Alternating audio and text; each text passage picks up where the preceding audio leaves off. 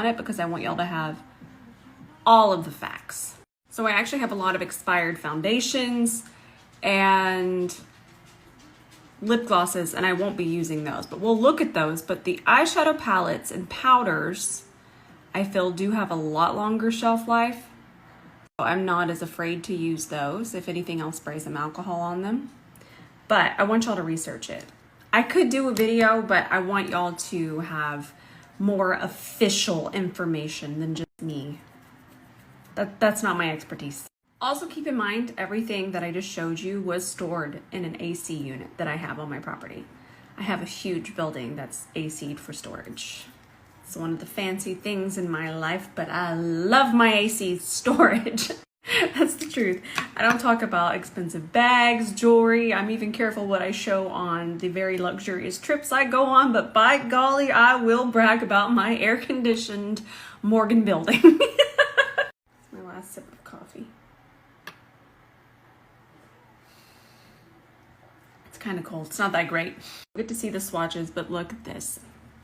This is what we're going to use. I'm going to use more mild colors today because I've been just feral. So I'm trying to remember the year it came out. I think it was 2018. I want to say 2018. If you remember the date, put it in the little box. So we're going to start with some Gerard Cosmetics Clean Canvas. This is the shade Medium. I've gotten so tan that this looks so much lighter on me now. I get it confused with fair, and then I'll put fair on and then it's like almost white. You know, it's really fun to play around with these palettes because I feel like my artistry is in a different place now. Even the primer that I use on my eyes is different. It's really gonna be fun to see how this works in 2022. Okay, so we're going to start E28. That's so cool now. We have our own brushes and we're using it with this palette. That's cool. Okay, let's start with this shade. So we're gonna go ahead and there it is. Just kidding. We're gonna grab it on one side of the brush. We're gonna flip that side towards the ceiling. I'm gonna tilt my head back just a little bit and I'm just gonna start to press it into the socket. I feel like this look is gonna wind up being very bridal. So we'll see where this goes. All right, now we transition. I'm going to grab this shade, and I've already transitioned a little. But what I do is I usually start in the center, and this is such a good tip because I feel that starting in the center is where you can place the most product. Then from here, we'll go out this way. It's little things like this that really help us. And then we'll go out this way. And look at that nice, beautiful transition we got going on. And then, my brush doesn't run away down here, we're gonna grab this color, and this one's gonna go on our brow bone. And this will just kind of smooth out the top. I'm gonna pick up a little bit more. I wanted to zoom you in so you can really watch it smooth. So press it over this way, and this is going kind of above everything. Not on the crease color, but on that second transition and the brow bone. Look how nice that smoothed that out. Look who's back. So big, y'all. We can just sit here and listen to his purr for a second.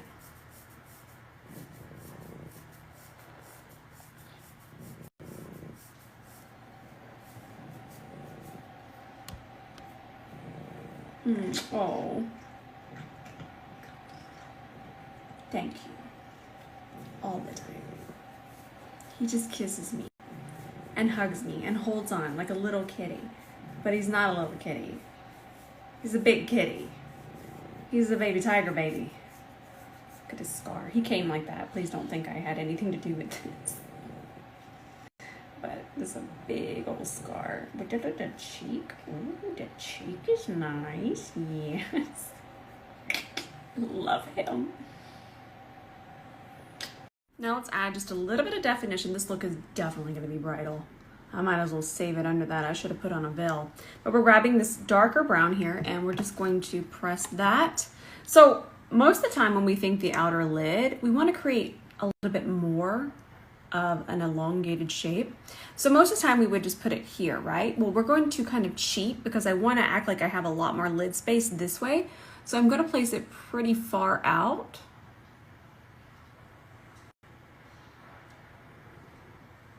And then I'm gonna wipe off my brush because I grabbed way too much. Just wipe it off on Sheila. And then we'll start to tap it.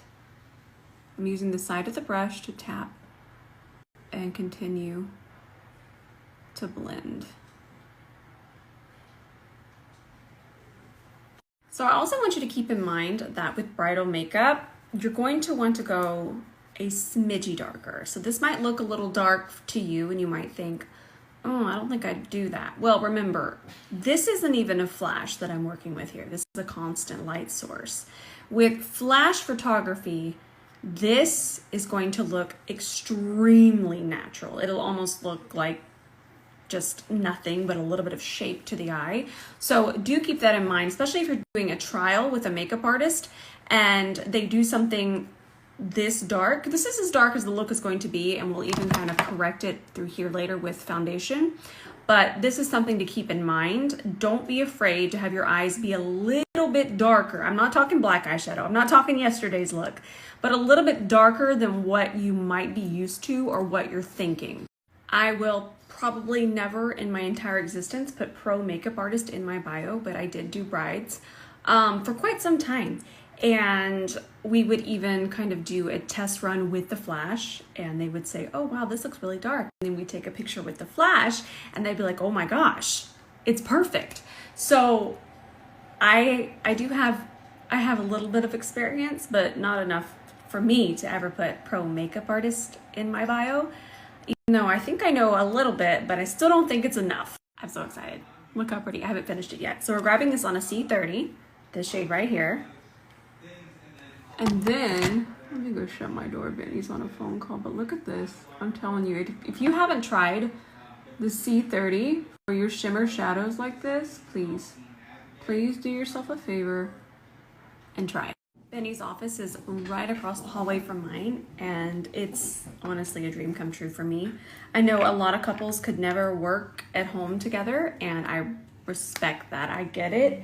But for Benny and I, honestly, So I've talked about transitioning the lid as well. It's so important, or we just have a harsh line that kind of stops there. We're gonna grab that first transition shade and we're just gonna tap in between here and into the sparkles and into the darker brown. And it makes such a difference. Pretty. Okay, so I just wiped off the same C30 brush and I have a little bit of micellar water here. Now we're just gonna clean up this outer edge situation. Now, if you don't want to wear wing liner, I'm going to do a wing liner, but I'm going to tell you what to do if you don't want to wear a wing liner. This shape of eyeshadow, in fact, let's kind of bring this up a little bit more. Let me show you. Just wiping off my E28. What I'm going to do is, since I've cleaned that up, I can kind of see a little bit more of the guideline. What I want to do is I want to bring this up. I have nothing on the brush. And I'm lightly tapping, I'm not swiping. I just kind of want to continue that shape. And then what I would do is I would just line the lid with a really dark brown like so. Hang on. MAC Coffee Eye Pencil. I don't know if it's discontinued, but find something close to this shade. See that? Wonderful. What I'm going to do is I'm going to tight line the top. Perfect. There we go. I'm not going to do the bottom waterline. I'm going to kind of just tap it. Don't worry about it being perfect. There we go. Now before this liner sets, we're going to grab an E26 because I don't really want to smudge it, but what I do want to do is just kind of move it around. I know the E26 is a little bit intimidating, but you can find so many wonderful ways to use it. And again, I'm not extending like a wing. I'm gonna let the shadow be the lift. The shadow is gonna give us that lift in all of those pictures. And we'll just kind of keep moving this around. And the brown is gonna be a lot less harsh than black, but still gonna photograph beautifully. And then if you don't want this sort of lifted, elongated eye, I'll show you how to do something else. But I gotta get my foundation on because we can change the shape once the foundation's on. So I am gonna show you bridal lashes, but if you're not into lashes, this mascara right here looks like falsies. Once you build it up, Start out that way. I mean, look at that already. And then we're going to twist the brush, and then it's even going to add more volume and definition. I love everything about this mascara. I talk about it on TikTok if you want to head over there. I'm going to be posting it here too, so don't worry. I mean, look at that. That's just the mascara. Please. If you need a new mascara, this is it. Okay, I wanted to show them to you in the package so you can really see what they look like. This flare, even how lightweight that band is, everything about these, perfect bridal lash. Okay, let's pop these on. I also want to suggest individuals, especially if you're having an artist do your makeup. And the reason why is because with individuals, if you lose one, you're gonna be just fine. And a lot of time there's a lot of crying, so you could kind of avoid this front area. That way you're not having the glue lift. But I still do love strip lashes. They do give a really beautiful effect. If you are gonna do your makeup yourself, stick with a strip lash. By the way, I'm going to link this glue. This is the glue that I recommend. I never have any issues with it. It's my favorite. At this point, I don't do my concealer unless I apply this underneath it. I'm telling y'all, this is very spicy price, but you're paying for these ingredients. And this acts like the best under eye primer I've ever used. So I actually feel like this would be a beautiful bridal foundation. I think it would just be fantastic. I'm not going to use it today because I don't want to wear a full coverage foundation, but I feel like this would be fantastic. I think I'll do a different video on bridal foundations and primers and concealers. I feel like that needs to be a whole separate situation. Today I wanted to wear something lightweight, just kind of blur the skin. This is it. This is the Danessa Myricks Yummy Skin. What's the official name? Blurring Balm Powder. I wanted to give you all the name. So I'm just going to scoop out some, and this is shade 4. Now remember, this is going to be more blurring than it is pigmented. So we're not going to have to worry as much about the color being absolutely perfect. So I'm just going to spread it around with my finger. Perfect. Now, Danessa is who we have to thank for selling out most of the brushes and definitely selling out the C41. That's what I'm using here. And as you can see, this with the blurring balm powder, match made in heaven. Look at how pretty that looks. And it just evened out everything. We'll add a little bit of concealer and it'll be what we need today. Just a light blur with a little bit of tint. So we're gonna grab a smidgy of this concealer. I just kind of go all in. And I grab it on the side, and I'm actually using an E29. And we'll just tap this in just a little bit. And then, let me show you what I do for the rest of the eyeshadow. Now we have a very tiny amount left on the brush. We're gonna take it in here. Make sure it's nice and smooth. Take it lightly across here. And then I've been noticing this little bit of patchiness here, but you kind of fill in the gaps with whatever's left on the brush. Perfect. I got a clean puff. I'm so excited. These are prototypes, y'all. So we're gonna use our Givenchy powder. Let me make sure this is really nicely tapped in. Okay, and then we'll go ahead and set it. Really work that powder in. Okay, I've been talking more about bronzer transitions and I need to do a video on it, but I love this idea. So I'm gonna go in to the much darker one. Notice that I only tapped in two times. I went boom, boom. I didn't dig my brush in. I'm just picking up a little bit. Pretty. We can even pick up a little bit more of the dark shade. Tap twice and focus it through here. Same thing here.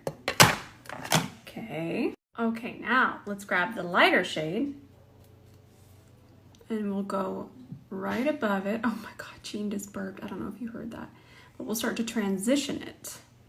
And then I even transition more with copper blush. So we're all about the transitions, not only with our eyeshadow, but with our bronzer. So do y'all want to learn something really quickly? Y'all are going to see it first because I'm going to film it. So my concealer is a smidgy too light. So what I'm gonna do is I'm gonna grab an E28 and bronzer. Only that much.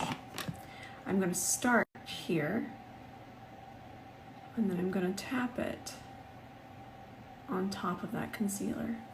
Y'all, it's the tiniest amount. If I catch y'all running around with bronzer underneath your eyes because you learned this from me and you just got an orange under eye, I'm gonna be so upset with y'all. Please use a tiny, tiny amount.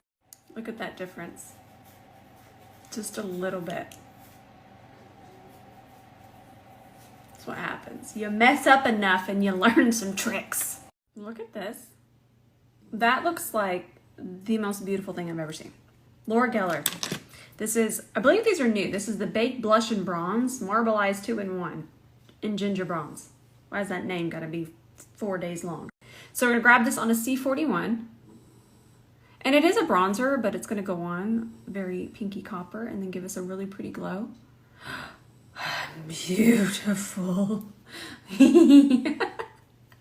No, this is really pretty. There's another one too. Ooh, that's pretty. All right, let's finish this eye. We're gonna grab first a little bit of this color, but please notice where I'm grabbing it. I'm grabbing it on the tip of the brush. Also, I want you to notice that I'm going to press it and not swipe it. And the reason I'm not swiping is we don't want to fluff all of that eyeshadow into our eye. It's one of the main reasons your eyes are watering. So I am going to leave it a little bit more extended, but what we would do is we would actually just tap that brown that we have on our brush through here. Connect it. What I'm doing is I'm connecting from here to here. And then we would take our fluffier brush that has apparently rehomed itself. No, there it is. And we would just take that and tap it out to just kind of this situation. It's kind of in a C, and that would round out the eye. Now we're gonna switch to an E28, pick up a little bit of this color on the tip of the brush, and again, we'll just tap.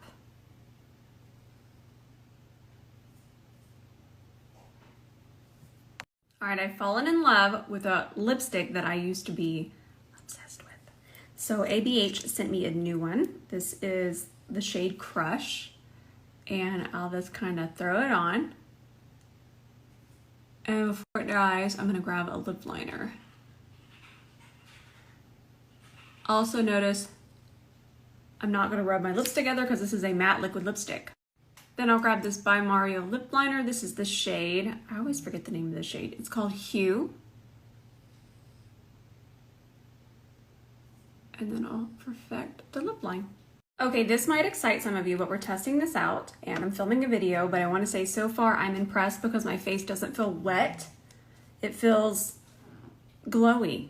This looks really pretty. I'm excited. Oh, and this is kind of cool too.